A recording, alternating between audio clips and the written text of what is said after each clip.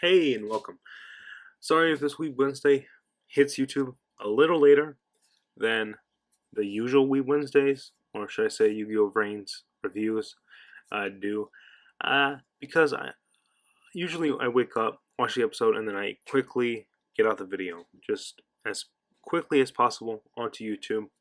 That's why you don't actually see any backgrounds or anything, but I feel like today's a lazy day. But that's not why I'm getting out late.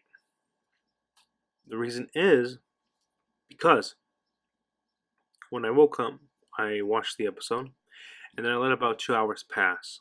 Then I rewatched the episode, and I've come to the conclusion that I like this episode for a myriad of reasons. A couple of reasons, and those reasons are, well, I don't want to just spat things off the top of my head, because I'll probably get lost. Instead, I want to do is take things chronologically. So, that's how I'm going to do it this time around. So, in the beginning of the episode, we see Zaizen talking to, I guess, other people. No, sorry, other chess pieces. It's like this weird grid, and they're like in the stars, and there's stars talking to them. There seems to be three of them, like three different color lights. Anyway, they're just telling him to get shit under control, and that's practically it.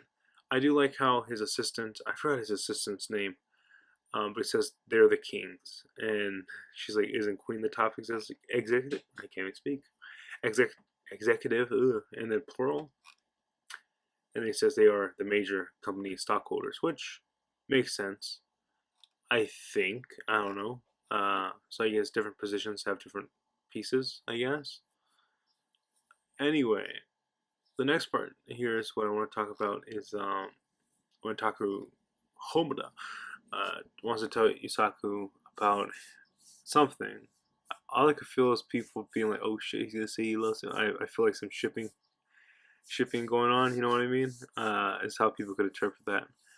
But we find out his secret is not his secret, but he finds out what he wants to tell Playmaker earlier is that he was gonna tell him that he's gonna go home. And I also like how Yusaku just has a phone. Yeah, he has a phone, which I don't know. Like, did Yusaku ever have a phone? I don't know. It's just so random. Uh, hey, can we get that? Can we get like a Isaku modeled phone, right? Then we see. Sorry if the mic's a little loud. I twisted a little loud. Anyway, because I sounded quiet. So I do like when they all come together. They do raise the question of Playmaker, but before we get to that and how I just really weirdly just said it like that, it's not at all. Oh my goodness. Anyway, Saizen calls everybody, as we saw in the previous episode, and how do I say it? Saizen is explaining, right? And then Blood Shepherd throws it back. Nah, I don't know how I say he throws it back in his face, but he's like, "Oh, your own creation turned on you. It's pretty funny." Anyway, Ghost Girl has a nice guess of wanting to get the information. That's why you hired us. But he's like, "No, it's actually I want you guys to protect me." Which, I mean, they had to come after him, so there's that. Um, so apparently, Zaizen has 3 days in order to basically, I guess, prepare. But I do want to say about this whole scene where he talks to everybody and everything. I don't know, the scene gives me such a Project Cross Zone feel. Anyway, the video is revealed, and I like how the tone of the music changes like 100% as soon as the video begins because of Robapi, which I thought was I thought that was a little bit funny. Uh, just I don't know. I don't know how I felt about I saying that it was I, and then then everyone freaking out, not freaking out, but like the reactions, and then it's like I'm Robapi, and then the only one who's like, "Whoa, what?" It's Soul Burner, which I thought that was funny.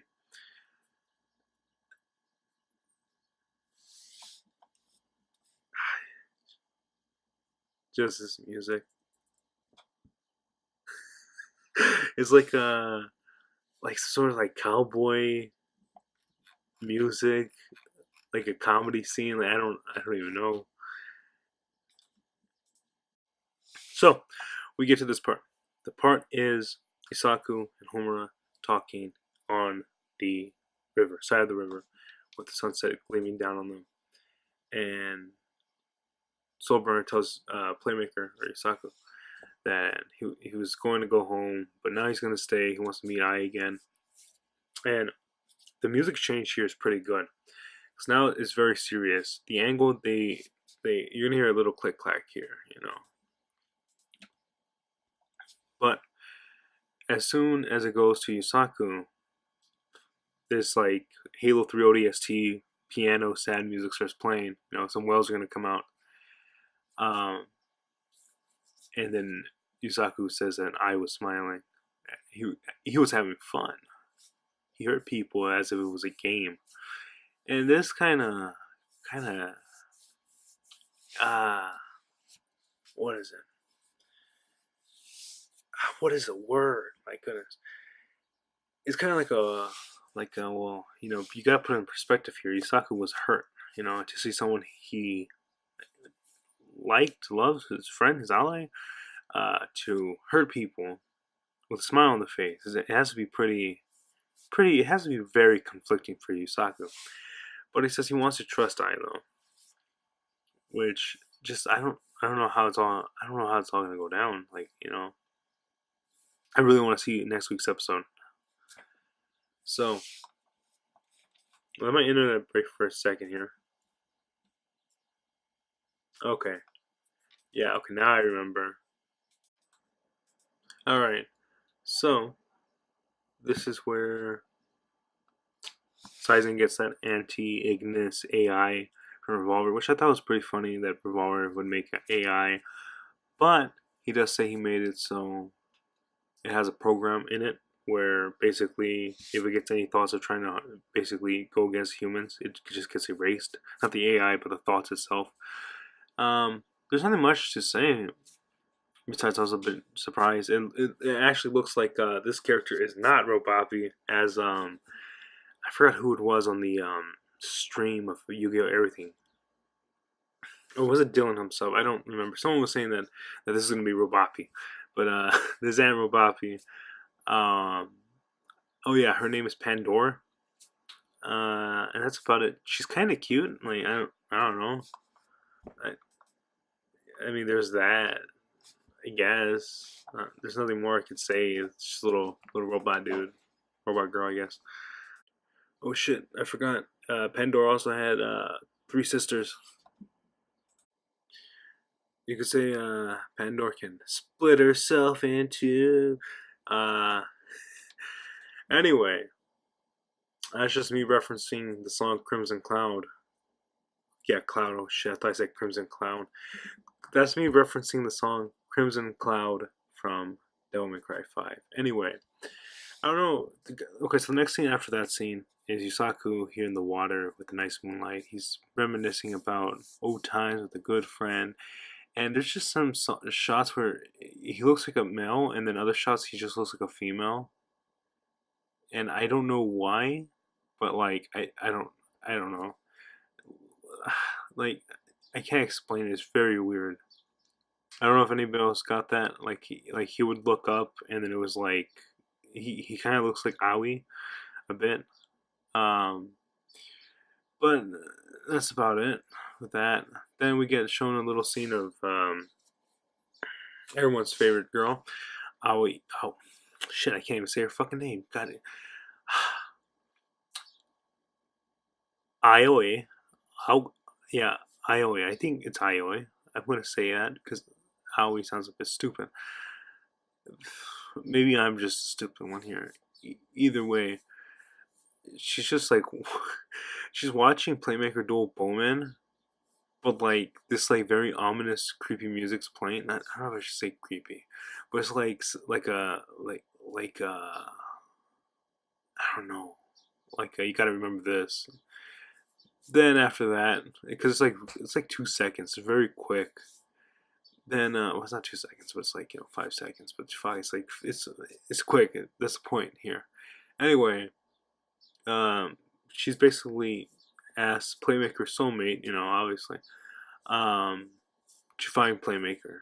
She wants to tell Playmaker something, I guess.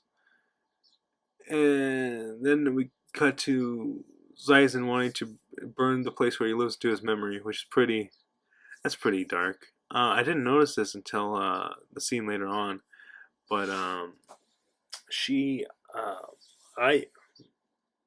Aioi has a little heart on her tie. I don't know, has she always had the little heart, or does she put that heart there for Aqua? Because Aqua's the one with the heart. I don't know. It's just a little attention to detail that I don't know if they carried on or not. This scene's a little cute here, where she wants to cheer up her brother, so she takes him to the hot dog stand to get some delicious hot dogs. And she looks she looks like a little kid running around, which is funny. It's also a cute little scene. And this part I forgot all about. But the part I forgot about. Okay, this sounds so stupid. Let me reiterate that. I forgot that Zyzen saw. What's his name? The dude who owns the hot dog stand. His face. So he sees him. He says he's, and then Yusaku shows up, and I think Zyzen puts two and two together, and then he's like, you know, your Playmaker, I guess. I don't know. All that said is and then it just fades to black, like some sort of like game cutscene, and then I laughed because it's like, okay, it's like now you're loading, like what? So now it's revealed, Playmaker, and all I could look at is Aoi's face, which Aoi's face is just let me screenshot her face, which I found funny because people are like, I wonder her reaction. Like, well, this is a reaction then. I'm pretty sure her reaction may have been off screen. I would have loved to see her reaction, you know, him going like, yes, I am, or something like that. But sadly not. Zyzen remembers him. What was it? Oh yeah, when they first met, way back like in episode 5 or something, when Aoi got sent to the hospital and everything, which I forgot about that. I forgot all about that. That's has to be like what, 2 years ago, I believe. Like, wow. Anyway, we get a little flashback to that, which is very amazing, I'll be honest. Anyway, Zyzen leaves. He says he has to go to work. I do want to note that he does say Playmaker, then he says, I mean, Fujiki. Just because in a little bit, it's kind of a bit of the opposite. I also like how it just fades to black here. Like, like it just had to load again, I guess. Anyway, it just fades to black. And then we're met with Aoi basically talking to Hisaku, which I'm pretty sure the scene entirely just had to make everybody who ships them just ignite into flames.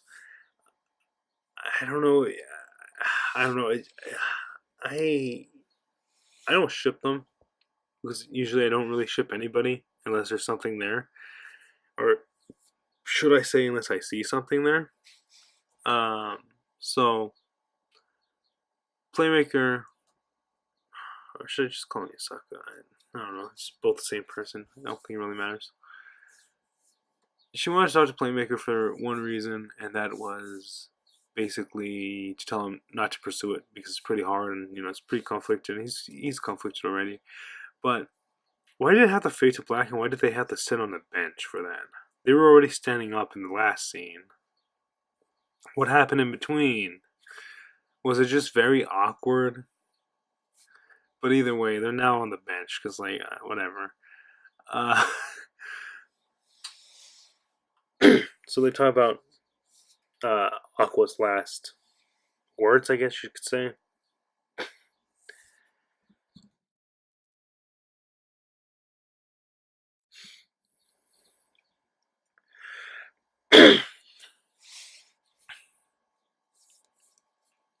So it cuts to a random swing and then it cuts back. Why? I don't really know. I'm not someone's gonna analyze this for fucking beat by beat, dude. Like, you know. I mean, I could. But fucking, I don't know what the fuck that swing shit means. Anyway, maybe means like long past memories, but you're not here for that. I find it funny that I Aoi basically says Playmaker just sit this one out, which I find funny because Playmaker is like the strongest one out of everybody, arguably, I guess you could say. So this is the part where I was talking about where Zaizen said Playmaker, I mean Yusaku, but she says Yusaku, I mean Playmaker. I just thought that was a little something. So there's a little, so this thing, but I guess, I guess, I guess the message is really meant for Playmaker, not Yusaku, but they are the same. So like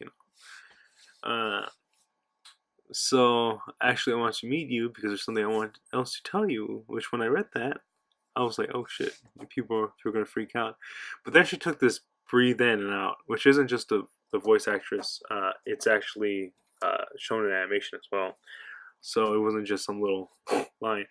So she breathes in, breathes out. I'm like, wait, what? Like this seems a little bit more mysterious. But then all she says is that you saved me and my brother many times. Thank you. And I was like, oh shit. Man, they really teased everybody there. Shit.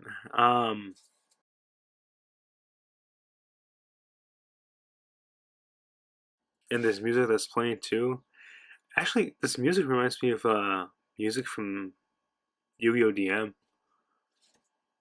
Oh yeah, and then one final tease is that that she basically she basically scoots herself over to Yusaku, which I was like, what? And then this music's playing.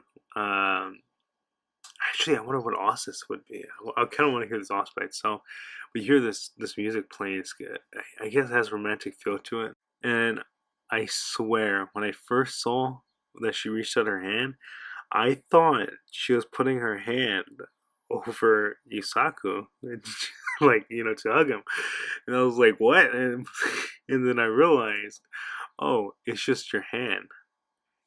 And then she says, "I want to shake your hand." And all I could think of is, under normal circumstances, it probably wouldn't be a big deal. It probably wouldn't be like, okay, I'm gonna shake your hand. But for Yusaku, someone who basically has trauma, and I'm pretty sure he still has some trauma even after all of this. Just interactions with people basically is what I'm saying. Like he may have lived and grown with Playmaker through an avatar, but like now it's real life. He has to talk to someone.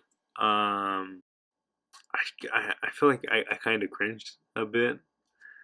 Uh, and Yusaku's like, oh, okay. And then they just.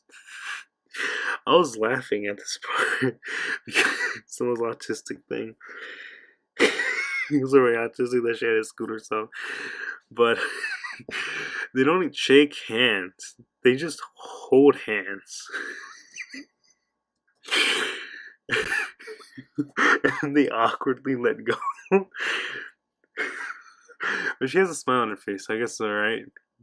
Yusaku's just like, he kind of looks concerned a bit. And then she looks at her hand, which made me laugh a bit more. And then it zooms in, and then when looking at her hand, it says subtitles right. This feels strange. I don't know. Something about this scene just read to me that this is very autistic. I don't know. I know it's not. And after rewatching the episode, because I had to rewatch it for that part, I realized what she meant. She meant this is strange, not in the way that it's fucking autistic, but because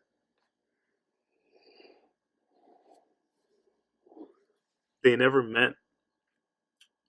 What is it? No. It's because she basically touched Playmaker, and so it's strange because of that.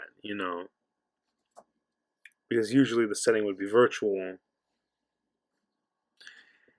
Anyway, she basically says, "See ya, boy. Bye." Well, and fucking. Oh, that's it. Uh, but I really want to know what this Ost is, especially what this Ost is called. Yusaku just stares at her. Which, okay, that ain't creepy, boy. Uh, So right now I'm really thinking, and so right now I'm very much thinking about if I should just end it right here, because all that is left is just more talking about the plans, the Knight's join. I guess I could talk about a little bit. Soulburner doesn't really take a liking to the fact that they're gonna atone for their sins, the Knights of Hanoi, and that's actually just about it. They get into positions, which I thought was funny, that they put the characters that are the most powerful in front, and they put the most weakest in the back. That's what it looks like. That's what it seems like they're doing as a plan. And then after that, actually the whole meeting, there's no mention, or there's no playmaker. He's not there. He hasn't shown up yet, I guess. Which I would think Takaru would probably say something to Yusaku before he jumped in, or maybe not. But evidently, I and Robapi are coming, and Robapi is sad that there's no playmaker, and Robapi calls I master, which I don't know how I feel about that. Either way, what ends up happening is Yusaku does appear, and then they get on their hoverboards, and they jet out into the, not the cosmos, but into basically go fight everybody. What ends up happening in the preview, so yeah, the little touch right here, just gonna talk about this a little bit, is that we do see some space and we see some battling going on, but it seems to be, the next episode is going to be all about Robapi's first duel, because apparently Robapi has never dueled before. I guess I never taught her or something, taught him. There's a line that's very confusing to me. I feel like Robapi's gonna use. Oh wait, Robapi would probably use synchro summoning, right? Like as a main method. Well, that's a bit weird. I guess Link summoning would make sense the most. Like, you know. Anyway, I'm excited to see Robapi's cards. It's crazy. Robapi gets their own deck. There are 10 enemies, but only 2 on our side. What the fuck does that mean? I'm so confused by that. I don't know if that's a mistranslation of something, but we actually see space in the background, which is pretty cool. It looks like Robapi's going to be fighting against brother and sister, Blood Shepherd and Ghost Gal. Apparently that's what they call her in the dub, but Ghost Girl. Apparently Robapi's boundless training begins. I think it's going to be a 2v1. If not, it's going to be like 1v1, 1v1. I don't know if I know Robapi's gonna duel, but I don't know if Robapi's gonna duel both Blood Shepherd and Ghost Girl, and I don't know if